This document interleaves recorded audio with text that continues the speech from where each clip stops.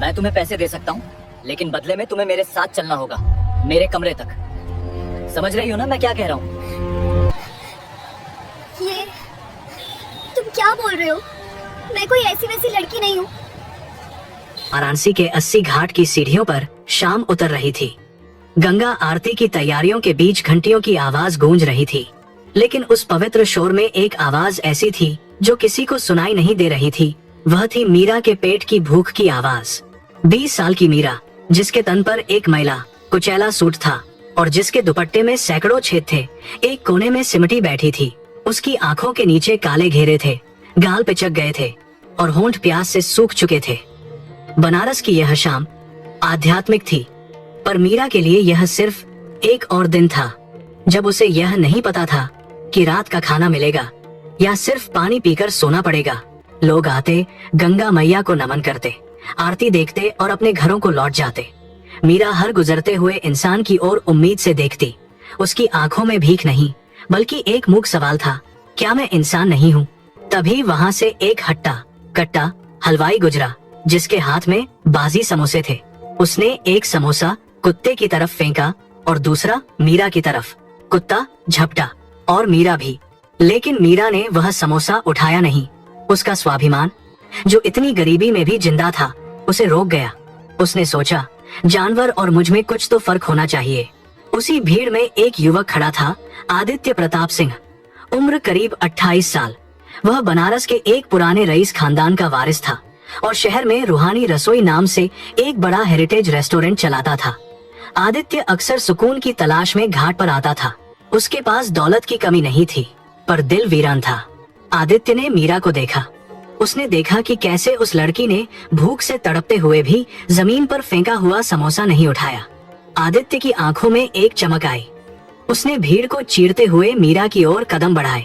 आदित्य उसके सामने जाकर खड़ा हो गया। मीरा ने डरकर अपने पैर सिकोड़ लिए। उसे लगा, शायद यह भी कोई ताना मारने आया है या पुलिस वाला है जो उसे यहाँ से भगा देगा। आदित्य ने अपनी जेब से पैसे नहीं निकाले। वह घुटनों के बल बैठा और बेहद नरम आवाज में पूछा, भूख लगी है? मीरा ने कोई जवाब नहीं दिया, बस अपनी बड़ी बड़ी डरी हुई आंखों से उसे देखती रही। आदित्य ने फिर कहा, मैं तुम्हें खाना खिला सकता हूँ, लेकिन एक शर्त है। मीरा का दिल धक से रह गया। शर्त शब्द सुनते ही उसके रोंगटे खड़े हो गए। गरीबों की दुनिया में शर्तों का मतलब अक्सर जिस्म का सौदा होता है। उसने गुस्से और डर से अपनी मुट्ठी भींच ली। आदित्य शायद उसके मन का डर पड़ गया। उसने तुरंत हाथ जोड़ते हुए कहा, गलत मत समझना, मेरी शर्त यह है कि मैं मुफ्त में खाना नहीं दूंगा। तुम्हें मेरे साथ चलना होगा, मेरे रेस्टोरेंट में काम करना होगा। बदले में खाना भी मिलेगा, छत भी और इज्जत के पैसे भी। भीख मांगकर पेट भरोगी या मेहनत करके सर उठाओगी, फैसला तुम्हारा है। मीरा सन्न रह गई। आज तक लोगों ने उसे सिक्के दिए थे, गालियां दी थी, हिकारत दी थी, लेकिन किसी ने उसे काम या इज्जत का ऑफर नहीं दिया था। उसके मन में द्वंद्व चल रहा था, क्या भरोसा करूं? यह अनजान आदमी कौन है? कहीं यह कोई चाल तो नहीं? लेकिन फिर उसने आदित्य की आंखों में देखा। वहां हवस नहीं थी, दया भी नहीं थी, वहां सिर्फ भरोसा था, एक बराबरी का भाव था। मीरा ने कांपते हुए होठों से कहा, मुझे काम नहीं आता साहब। आदित्य मुस्कुराया, एक ऐसी मुस्कान जिसने मीरा के अंदर के डर को पिघला दिया। कोई माँ के पेट से सीखकर नहीं आता, नियत साफ हो तो पत्थर भी कारीगरी सीख लेता है। चलो। मीरा उठी। उसके पैर लड़खड़ा रहे थे। वह आदित्य की काली चमचमाती कार के पास पहुंची। ड्राइवर ने नाक भौं सिकोड़ी, लेकिन आदित्य ने खुद पिछली सीट का दरवाजा खोला और मीरा को बैठने का इशारा किया। गाड़ी रूहानी रसोई के पिछवाड़े रुकी। यह एक पुरानी हवेली थी जिसे रेस्टोरेंट में बदला गया था। वहाँ मसालों की खुशबू हवा में तैर रही थी, इलायची, केसर और देसी घी की महक। आदित्य मीरा को लेकर अंदर आया। वहाँ का स्टाफ, मैनेजर, वेटर, रसोइये सब हैरान रह गए। मैनेजर ने धीरे से कहा, सर यह तो भिखारिन है, इसे आप किचन में लाएंगे? ग्राहक क्या सोचेंगे? आदित्य ने कड़क आवाज में कहा, यह भिखारिन थी, अब यह हमारे परिवार का हिस्सा है। काकी वहाँ की बुजुर्ग रसोइया, इसे गुस्लखाने ले जाओ, इसे साफ कपड़े दो और पेट भरकर खाना खिलाओ, कल से काम शुरू होगा। उस रात मीरा ने सालों बाद साबुन की खुशबू महसूस की। जब वह नहाकर काकी का दिया हुआ एक पुराना लेकिन साफ आसमानी सलवार सूट पहनकर बाहर आई तो आईने में उसने खुद को पहचाना नहीं। धूल की परतों के नीचे एक बेहद सुंदर सांवली सलोनी सूरत छिपी थी। उसकी आंखें जो अब तक बुझी हुई थीं, अब दिए की तरह चमक रही थीं। काकी ने उसे दाल चावल और गरम रोटियां दी। मीरा ने पहला निवाला मुंह में डाला और उसकी आंखों से झरझर आंसू बह निकले। यह सिर्फ खाने का स्वाद नहीं था, यह आजादी का स्वाद था। आदित्य दूर खड़ा यह सब देख रहा था। उसके दिल को एक अजीब सा सुकून मिला जो करोड़ों की डील साइन करके भी नहीं मिलता था। शुरुआत के दिन आसान नहीं थे। स्टाफ के लोग मीरा से दूरी बनाकर रखते, उसे अछूत जैसा महसूस कराया जाता। उसे बर्तन धोने का काम मिला था। मीरा बिना शिकायत किए घंटों झूठे बर्तन मांजती।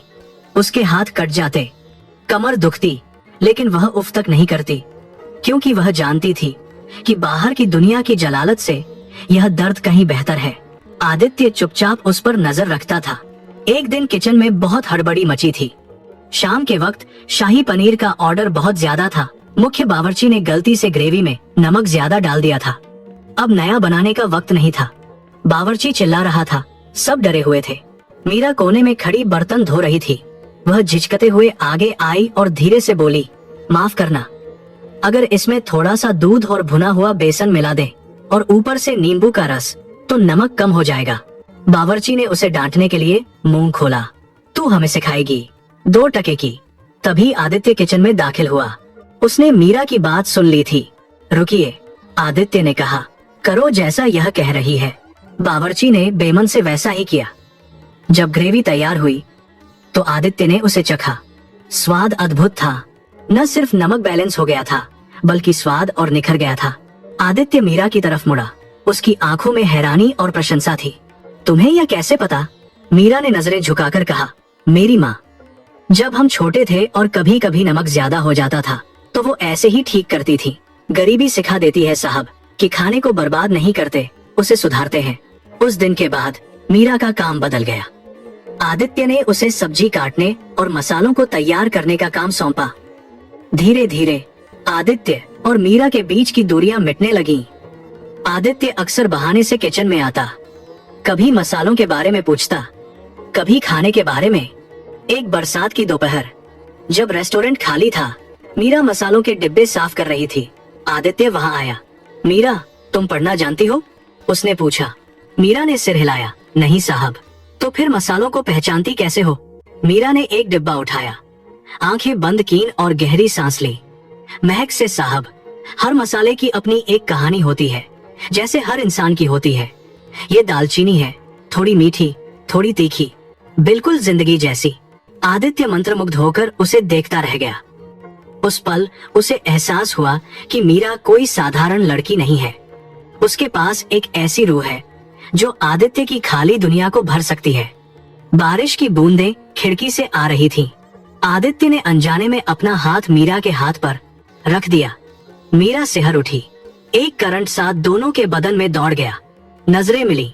उस खामोशी में हजारों बातें हो गईं जो लफ्ज कभी नहीं कह सकते थे। यह प्यार की पहली दस्तक थी। मीरा अब किचन की जान बन गई थी। आदित्य ने उसे कुकिंग सिखानी शुरू कर दी। मीरा बहुत जल्दी सीखती थी। उसके हाथ में जादू था। लोग अब रूहानी रसोई में सिर्फ आदित्य के नाम से नहीं, बल्कि वो नए हाथों के स्वाद के लिए आने लगे थे। लेकिन प्यार कभी आसान रास्तों से नहीं गुजरता। आदित्य की माँ सुमित्रा देवी, जो एक सख्त और पुरानी ख्यालात की महिला थी, उन्हें जब यह भनक लगी कि उनका बेटा एक भिखारिन को न सिर्फ सर पर चढ़ा रहा है, बल्कि शायद उसे चाहने भी लगा है, तो उनके पैरों तले जमीन खिसक गई। एक दिन रेस्टोरेंट में एक बहुत बड़ी पार्टी थी। शहर के मेयर और बड़े बड़े रईस आए हुए थे। सुमित्रा देवी भी वहां मौजूद थी। मीरा ने उस दिन मेहमानों के लिए खास बनारसी थाली तैयार की थी। जब मीरा खाना परोसने बाहर हॉल में आई तो एक अमीर औरत, जिसने मीरा को महीनों पहले घाट पर देखा था, जोर से चिल्लाई, अरे यह लड़की तो वही है जो 80 घाट पर कटोरा लेकर बैठती थी।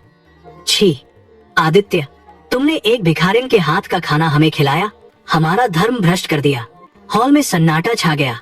सुमित्रा देवी शर्म से लाल हो गईं।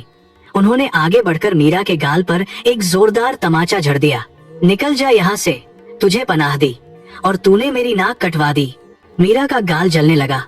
लेकिन उससे ज्यादा उसका दिल जल रहा था। उसकी आंखों से आंसू बह निकले। वह बिना कुछ बोले अपना एप्रन खोलकर वहां से भाग गई।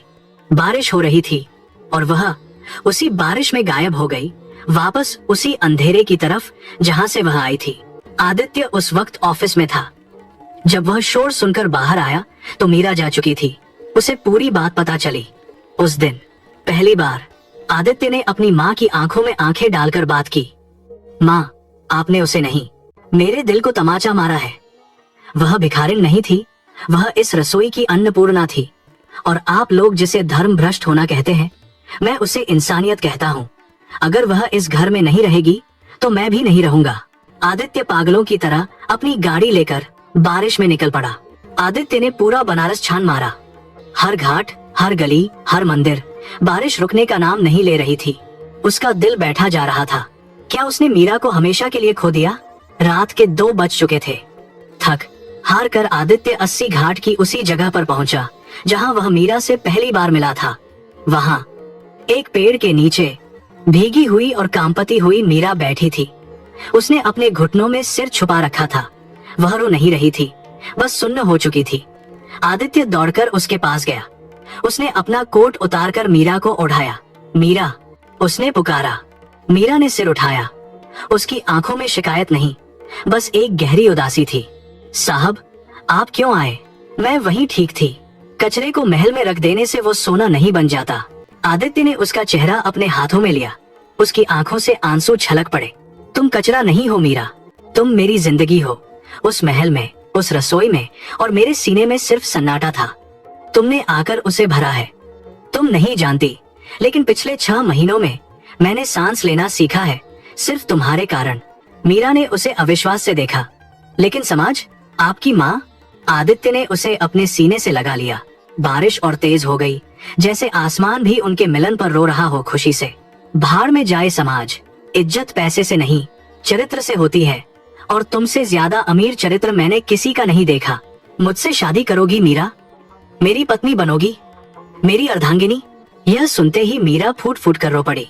यह आंसू दुख के नहीं थे, यह उस स्वीकारोक्ति के थे जिसके लिए हर इंसान तरसता है, अपनापन। उसने धीरे से सिर हिलाया। आदित्य ने उसे गोद में उठा लिया। अध्याय 7। रूहानी रसोई अब सिर्फ एक रेस्टोरेंट नहीं, बल्कि एक ब्रांड बन चुका था। लेकिन इससे भी बड़ी बात यह थी कि आदित्य और मीरा ने मिलकर एक संस्था खोली थी, अपना घर। यहाँ वे उन लड़कियों और बच्चों को लाते थे जो घाटों पर भीख मांगते थे। उन्हें खाना बनाना, सिलाई, कढ़ाई और पढ़ना सिखाया जाता था। आज रूहानी रसोई को भारत के सबसे प्रतिष्ठित कुकिंग अवार्ड से सम्मानित किया जा रहा था। मंच पर आदित्य खड़ा था। एंकर ने माइक पर अनाउंस किया, और अब मैं बुलाना चाहूंगा इस कामयाबी के पीछे की असली ताकत को। मिसेज मीरा आदित्य सिंह। मीरा मंच पर आई। उसने एक खूबसूरत बनारसी साड़ी पहनी थी, माथे पर छोटी सी बिंदी और मांग में सिंदूर। उसके चेहरे पर अब वो डर नहीं था, बल्कि गजब का आत्मविश्वास था। हॉल तालियों से गूंज उठा। वही लोग जो कभी उसे दुत्कारते थे, आज खड़े होकर तालियां बजा रहे थे। आदित्य की माँ सुमित्रा देवी भी सामने की पंक्ति में बैठी थी। उनकी गोद में आदित्य और मीरा का 1 साल का बेटा था। उनकी आंखों में भी अब बहू के लिए सिर्फ गर्व था। मीरा ने माइक थामा। उसकी आवाज थोड़ी कांपी, फिर स्थिर हो गई। मैं आज यहाँ खड़ी हूँ तो अपनी काबिलियत से ज्यादा अपने जीवन साथी के भरोसे की वजह से। उन्होंने मुझे तब अपनाया जब मैं खुद को भी नहीं अपना पा रही थी। लोग कहते हैं कि प्यार अंधा होता है, पर मैं कहती हूँ कि प्यार वह नजर है जो फटे कपड़ों के अंदर छिपे इंसान को देख लेती है। उसने आदित्य की ओर देखा और कहा, आपने मुझे भीख में सिक्के नहीं दिए, आपने मुझे मेरी जिंदगी दी। I love you. आदित्य ने सबके सामने मीरा का माथा चूम लिया। निष्कर्ष दोस्तों, मीरा और आदित्य की यह कहानी हमें यह सिखाती है कि किसी भी इंसान का वक्त कभी भी बदल सकता है। बस जरूरत है तो एक हाथ की जो उसे थाम ले। सच्चा प्यार वह नहीं जो रंग रूप या बैंक बैलेंस देखे, सच्चा प्यार वह है जो रूह को निखार दे। आज हम रास्तों पर न जाने कितने गरीबों को देखते हैं और मुंह फेर लेते हैं। क्या पता उनमें से कोई कल का मीरा या कोई खोया हुआ हीरा हो। अगर हम थोड़ी सी दया और थोड़ा सा भरोसा दिखाएं, तो यह दुनिया वाकई जन्नत बन सकती है। अगर इस कहानी ने आपके दिल के किसी कोने को छुआ हो, आपकी आंखों को नम किया हो, तो इस वीडियो को लाइक जरूर करें। इसे अपने साथी और दोस्तों के साथ शेयर करें ताकि प्यार और इंसानियत की यह लौ जलती रहे। चैनल को सब्सक्राइब करें क्योंकि यहाँ हम कहानियां नहीं, जज्बात सुनाते हैं।